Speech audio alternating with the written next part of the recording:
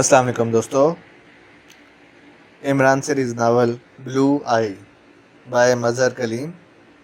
अगर आपने अभी तक हमारे चैनल को सब्सक्राइब नहीं किया तो सब्सक्राइब करें और बेल आइकन पर क्लिक कीजिए।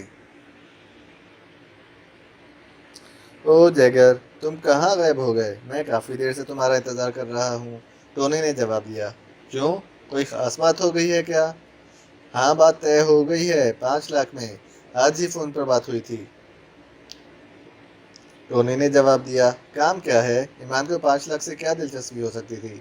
काम के मुतालिक मैंने बहुत पूछा, लेकिन इसने फ़िलहाल बतलाने से गुरेज किया है, टोनी ने जवाब दिया। ये तो गलत है, ना जाने वो क्या काम कहे, इमरान ने नागवारी से जवाब दिया। जब बताएगा देखा जाएगा, टोनी ने लापरवाही से जवाब दिया। इसका फ़ोन नंबर लिया है तुमने? मैंने पूछा था, लेकिन इसने बतलाने से इनकार कर दिया। हाँ, इसका मतलब है वो नहायत राजदारी बरत रहा है। क्या नाम है इसका? ब्लू स्टार, टोनी ने जवाब दिया। Blue star? इमरान देखते चौंक पड़ा, और शायद इसकी आवाज़ से टोनी ने भी चौंकने का अंदाज़ा लगा लिया। क्या बात है, क्या तुम जानते हो इसे? नहीं, बल्कि मैं तो इस अजीब से नाम पर चौंका था, इमरान ने इसे टालते हुए कहा। अच्छा, मैं आऊँगा, इमरान ने रिसीवर रख दिया। वो दरअसल ब्लू स्टार के नाम पर चौंका था। ब्लू स्टार का लफ्ज़ सुनते ही इसके जहन में कमांडर इन चीफ की नीली आंख घूमती गई थी। जो ब्लू स्टार और ब्लू आई में बजाय मुताबिकत नहीं है, मगर फिर भी गैर मुल्की जासूसों का जिक्र और ब्लू स्टार की मुताबिकत ने इसे बहुत कुछ सोचने पर मजबूर कर दिया था। चंद लम्हे तक सोचने के बाद इसने रिसीवर उठाकर नंबर डायल करने शुरू कर दिए। जल्द ही राब्ता मिल गया। सफदर स्पीकिंग, दूसरी तरफ से सफदर की आवाज़ सुनाई दी। एक्सटो, इमरान ने मखसूस लहजे में कहा। यस सर, सफदर की मुहतबाना आवाज़ सुनाई दी। सफदर, बंदरगाह पर मौजूद टोनी बार के मालिक टोनी की निगरानी करो और कोशिश करो कि किसी तरह इसका फ़ोन टेप हो सके। ये नहायत ज़रूरी है। ब्लू स्टार के मुतालिक अगर कोई बात टेप हो तो फ़ौरन इत्तला करना, इसने सफदर को हुक्म देते हुए कहा। बेहतर सर, मैं आज ही गुंडों के लिबास में वहाँ जाना शुरू कर देता हूँ, सफदर ने जवाब दिया। हाँ, ये ठीक है, तुम अपना नाम वहाँ मार्टिन बतलाना, ताकि कभी अगर तुम्हें फ़ोन करने की ज़रूरत पड़े तो मैं इसी नाम से तुम्हें फ़ोन बुलवाऊँगा, इमरान ने मज़ीद हिदायत दी। बेहतर सर, सफदर ने जवाब दिया और इमरान ने रिसीवर रख दिया। फिर इसने ब्लैक ज़ीरो को टोनी के मुतालिक तमाम बातें बतलाईं, ताकि अगर किसी वक्त इसकी अदम मौजूदगी में सफदर की कॉल आए तो ब्लैक ज़ीरो आसानी से हैंडल कर सके। अच्छा, मैं चलता हूँ, इमरान ने उठते हुए कहा। और हाँ, कैप्टन और सिद्दीकी को तुम खुफिया मंसूबे के सेंटर पर मेकअप मैन भिजवा दो, ताकि वो वहाँ काम करें, शायद क्लू मिल जाए, इमरान ने ब्लैक ज़ीरो को हुक्म दिया। ब्लैक ज़ीरो ने इस बात में सर हिला दिया और फिर इमरान कमरे से बाहर चला गया। आज कमांडर इन चीफ तशरीफ़ ला रहे हैं, एक बहुत बड़ी मशीन के सामने बैठे हुए नौजवान ने साथ वाली मशीन के ऑपरेटर से मुखातिब होकर कहा। हाँ, इतला तो मिली है, दूसरे ने जवाब दिया। मेरे ख्याल में इनके दौरे का मकसद हाल ही में होने वाली दुश्मन जासूसों की सरगर्मियों से मुतालिक है, पहले ने बात बढ़ाने के लिए कहा। मालूम तो ऐसा ही होता है, दूसरा जो कदरे कम को मालूम होता था ने मशीन के डायल पर से रीडिंग लेते हुए मुख्तसर जवाब दिया। फिर इनको बातें करता देखकर सुपरवाइजर इनकी तरफ बढ़ा और वो दोनों इसे आता देखकर खामोश होकर अपने काम में मुनहमिक हो गए।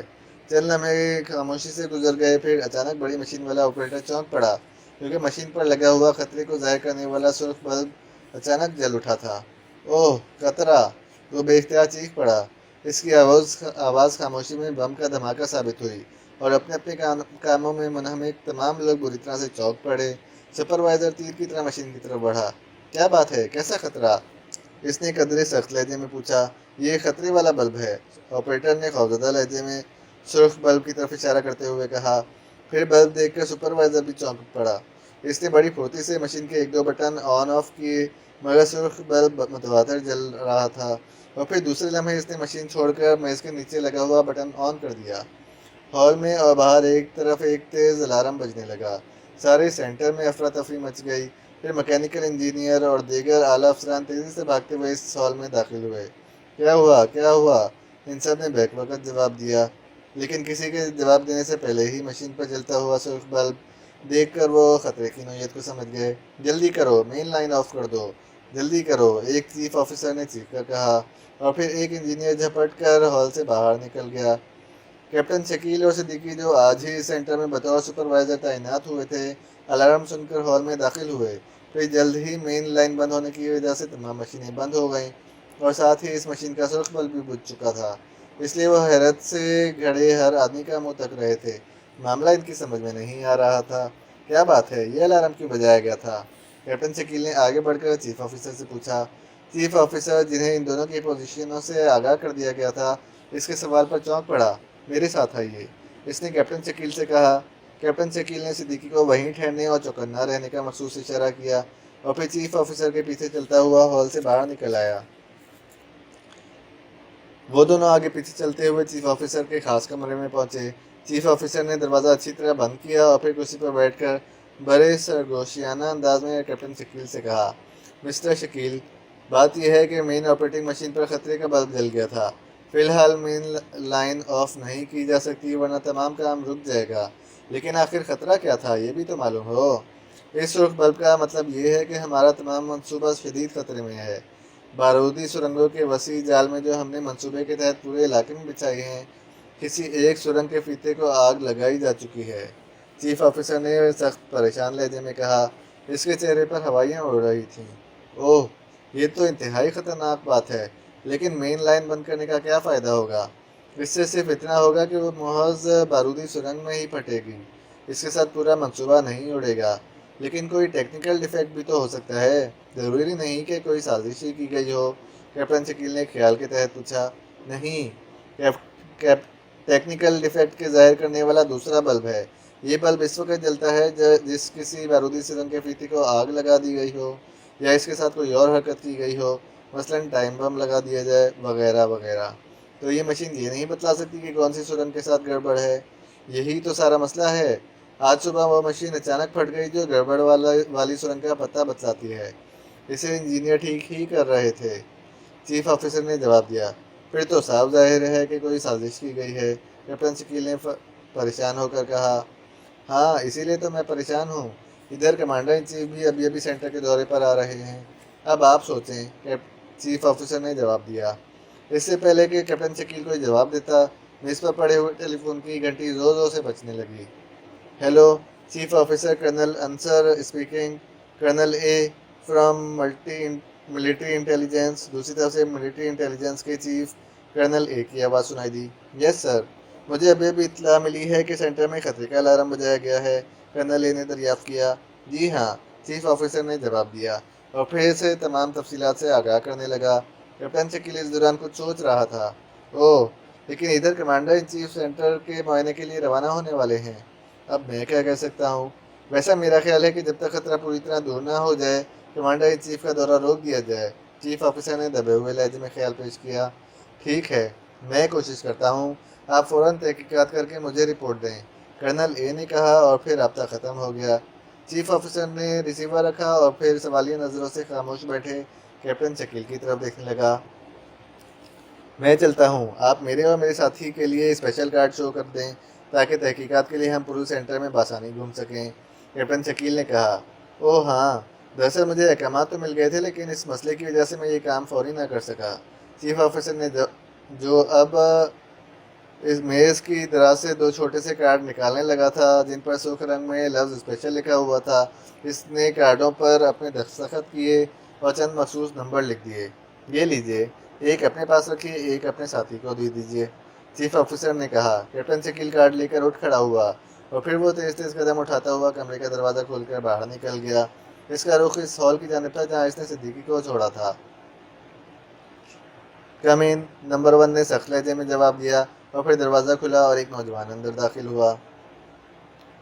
کیا بات ہے، تم گھبرائے ہوئے ہو؟ باس، کمانڈر ان چیف نے سینٹر کا دورہ منسوخ کر دیا ہے۔ کیوں؟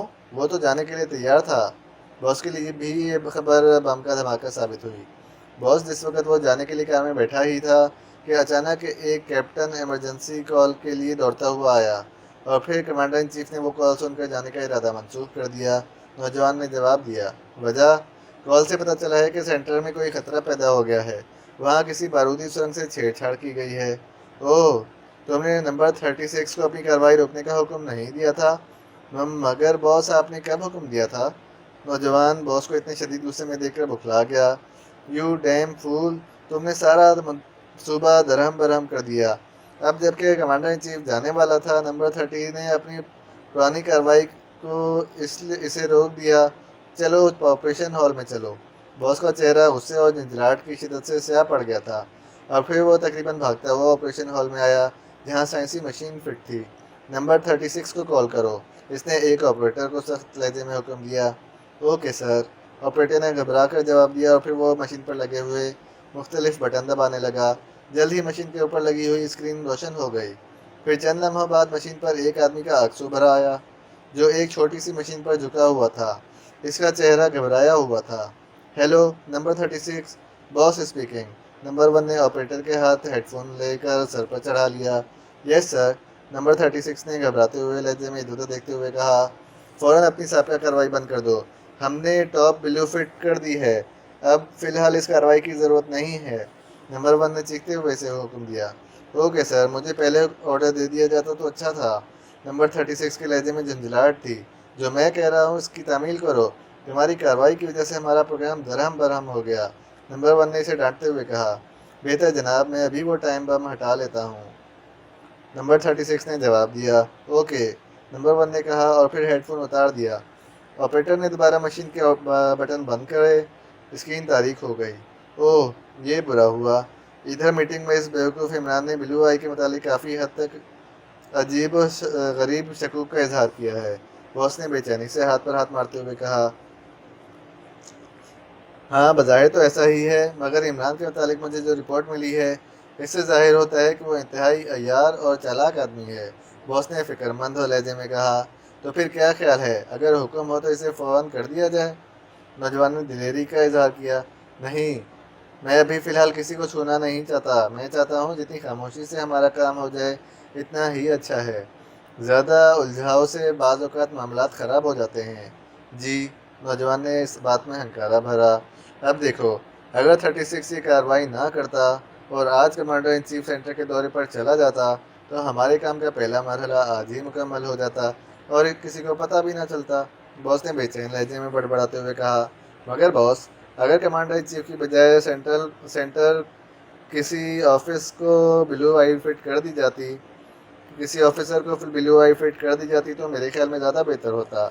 नहीं, तुम नहीं समझते, ये मंसूबा इतना खुफिया है कि 36 की वहाँ मौजूदगी के बावजूद हमें मंसूबे की तमाम तफसीलात की हवा भी नहीं लगी। कमांडर इन चीफ इस लिहाज से बेहतरीन महारा साबित होता क्योंकि तमाम दस्तावेज़ात की कॉपियाँ मिल जाती। मगर अफसोस, फ़िलहाल ये काम रुक गया है, बॉस ने जवाब दिया और फिर वो दोबारा सीढ़ियाँ चढ़ता हुआ मुख्तलिफ कमरों से होता हुआ अपने मखसूस कमरे में आ गया। वो कुर्सी पर बैठा चंद लम्हे सोचता रहा। फिर इसने रिसीवर उठाकर टेलीफोन के नंबर डायल करने शुरू किए। जल्द ही राब्ता मिल गया। Hello, Tony speaking. दूसरी तरफ से टोनी की करख्त आवाज़ सुनाई दी। ब्लू स्टार, बॉस ने तहकमाना लहजे में कहा। यस, क्या बात है? टोनी के लहजे में इस बार नरमी थी। सुनो टोनी, एक काम करना है, मुआवजा तुम्हें मिल जाएगा। बॉस के लहजे में तहकमानापन ज़्यादा उभर आया था। क्या काम है? टोनी ने तजस्सुस आमेज़ लहजे में कहा। यहाँ दारुल हुकूमत में एक अहमक शख्स है, इमरान, इसकी निगरानी करनी है। लेकिन मालूम हुआ है वो बज़ाहिर अहमक आदमी दरअसल इंतहाई चालाक और अय्यार है। तुम्हें कोई चालाक और दिलेर आदमी इसकी निगरानी के लिए लगाना पड़ेगा। मुझे इसकी तमाम मसरूफियात की रिपोर्ट चाहिए, इसका पता। और फिर बॉस ने इसे इमरान के फ्लैट का पता बता दिया। किस किस्म की रिपोर्ट चाहिए? टोनी के लहजे में मुर्दापन था क्योंकि सिर्फ निगरानी का काम इसके मयार का नहीं था। बस जहाँ जहाँ जाए और जिस जिससे मिले मुकम्मल तफसील। निगरानी से ज़्यादा बेहतर ये नहीं कि इसे ख़त्म कर दिया जाए। नहीं, फ़िलहाल मुझे सिर्फ इसकी मसरूफियात की रिपोर्ट चाहिए। कत्ल के मुतालिक बाद में देखा जाएगा, बॉस ने सख्त लहजे में कहा। ओके, ठीक है, मैं एक आदमी की इस पर निगरानी लगा देता हूँ। 4 घंटे के बाद आपको रिपोर्ट मिल जाएगी, टोनी ने जवाब दिया। ओके, ठीक है, बॉस ने कहा और फिर रिसीवर रख दिया। अब इसे कदर इत्मीनान हो गया था क्योंकि इमरान तफसीली रिपोर्ट मिलने पर कि वो कितना यार आदमी है और फिर मीटिंग में इसका किरदार देखकर वो कदरे परेशान हो गया था। कैप्टन शकील जब हॉल में पहुंचा तो इसने सिद्दीकी को वहीं मौजूद पाया। मेरे साथ चलो, इसने सिद्दीकी के करीब पहुंचकर कहा और सिद्दीकी इसके पीछे पीछे चल पड़ा। कैप्टन शकील ने हॉल से बाहर निकल कर इसे जेब से निकाल कर एक स्पेशल पास दिया और फिर इसे तमाम सूरत हाल समझाने लगा। फिर अब क्या प्रोग्राम है? मेरा ख्याल है तमाम मोहल्ले का ऑफिसर्स का एक राउंड लगा लिया जाए क्योंकि जो शरारत हुई है ज़रूर इसका ताल्लुक ऑफिसर से ही होगा क्योंकि मंसूबा तो यहाँ से न जाने कितनी दूर और कहाँ पर होगा। कैप्टन शकील ने राय पेश की। ठीक है, फिर मैं दाएं तरफ से शुरू करता हूँ, तुम बाएं तरफ से।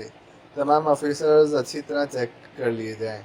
ठीक है, ज़रा एहतियात से काम करना क्योंकि मुझे ख़तरा मालूम हो रहा है, कैप्टन शकील ने कहा और फिर दाएं तरफ मुड़ गया। यहाँ दफ्तर का एक हॉल सा फैला हुआ था। ये मंसूबे का कंट्रोलिंग सेंटर था। असल मंसूबा कहाँ अमल पजीर है, इसके मुतालिक शायद चीफ ऑफिसर को भी मालूम ना होगा। इंतहाई बाएं जानिब जाकर वो नज़दीक तरीन ऑफिस के बाहर ड्यूटी पर मौजूद पुलिस के चाकू बंद सियासी को पास दिखाकर अंदर दाखिल हो गया। ये एक छोटा सा कमरा था जिसमें एक बहुत बड़ी मशीन के पीछे एक नौजवान सा ऑपरेटर मौजूद था। वो खामोशी से इसके करीब जाकर रुक गया।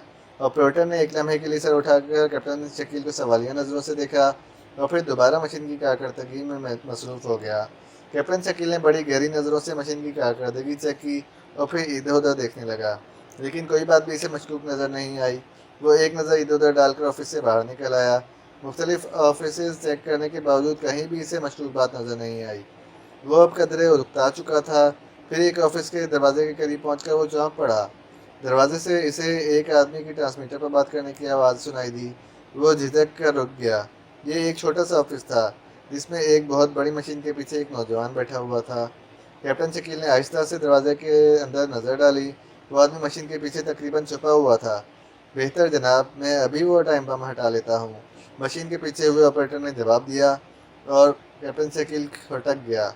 इसने जेब से रिवॉल्वर निकाल लिया और फिर आहिस्ता आहिस्ता आगे बढ़ने लगा।